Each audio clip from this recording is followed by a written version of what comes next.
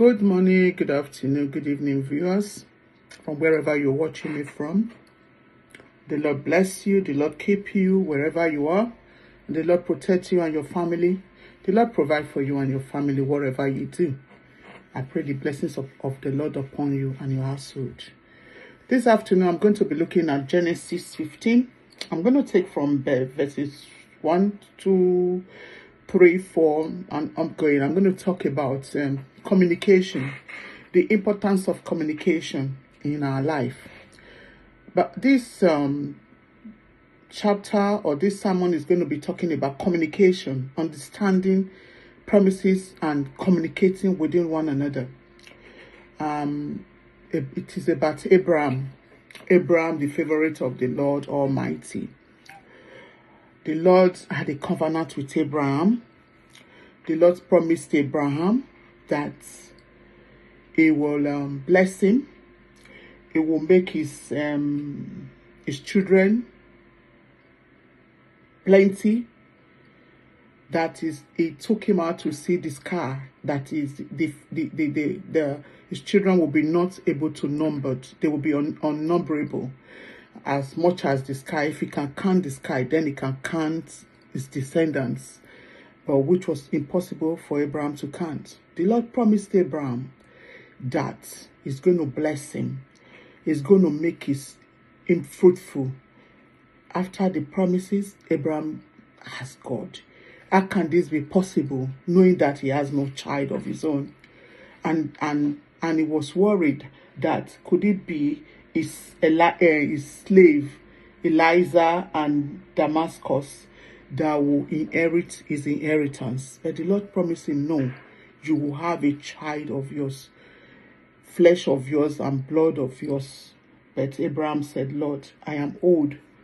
When is that going to be? And the Lord told him not to worry, that he's going to make him fruitful.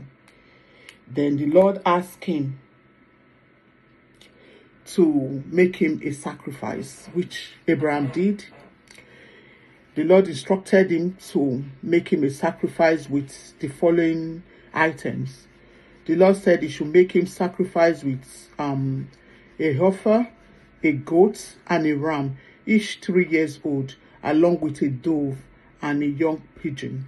So the Lord instructed Abraham to do it, and he gave him an instruction to how he's going to do it. And Abraham did. And after making the sacrifices, Abraham went home. The Lord has already promised him that he's going to be fruitful. Getting home, Abraham never communicated with his wife, Sarah, about the encounter with God, that the Lord has just promised him that he's going to have a child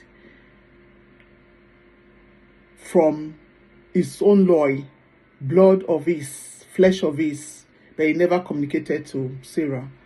So Sarah, being worried about their age, when Abraham got home, Sarah now told Abraham, how are you going to have a child? I will give to you my Agar, my slave girl, so you can marry her and let her give you children. Abraham refused, but Sarah insisted. Then Abraham called, and Abraham went into Agar.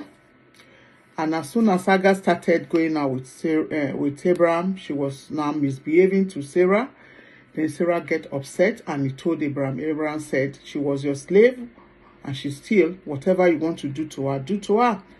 And Sarah sent Agar away. When Sarah sent Agar away, on her way, she met with an angel who instructed her to go back and submit to the Madam Sarah, and that the Lord will bless her and will make her fruitful because of her sufferings. And Agar went home, and the angel promised her, Agar said she was already pregnant, and she's going to have a child, and he will name her Ishmael. So Sarah already sold her birthright, sold her marriage to the slave girl because of impatience and because of lack of communication and because of persistence. You know, men, you always listen to your wife. Sometimes you should persist. You should resist. Because the Lord has told you something. The Lord has just promised you that you're going to have a child. And you were, as soon as you got home, the Satan entered Sarah to offer you the maid. Abraham should have resisted, that the Lord has promised me that I will have a child. I will be patient. Let us see what God is going to do in our life. But Abraham kept mute.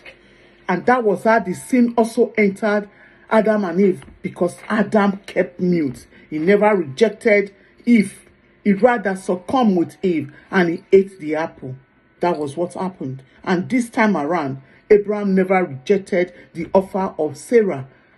When she persisted, Abraham succumbed. You see the way men are being misled by women, and men, they don't take their stand as the head, as the supreme being the Lord has made them to be. You should have your say. You should say no to things that are not real, that are not, against your will. When you know you have a plan, Let no man truncate your plan. Stay with God. Stay with the word of the Lord. Stay with the promises of God. Anything that your heart says, do it, because there must be a reason why you are insisting in that thing that is in your mind to do. Don't let no woman persuade you out of your way. Don't let no woman take you away from your destiny. Don't let no man also take you away from your destiny. But in most cases in the Bible, is with women. So women, you should learn to be patient, learn to be tolerant, learn to accept situation the way